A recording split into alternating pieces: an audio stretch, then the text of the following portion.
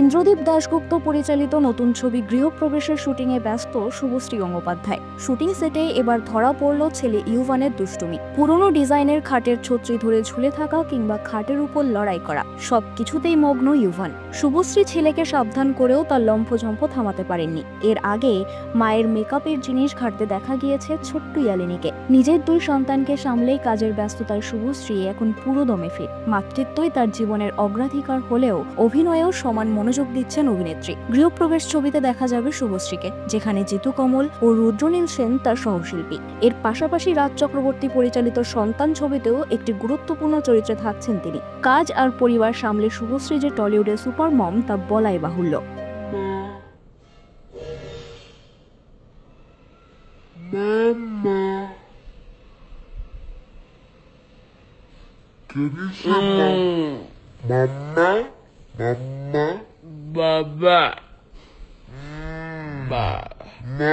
বিনোদন জগতের সব খবরাখবর সবার আগে পেতে সাবস্ক্রাইব করুন বিনোদন চিত্র ইউটিউব চ্যানেল আর পাশে থাকা বেল বাটনটি ক্লিক করতে ভুলবেন না।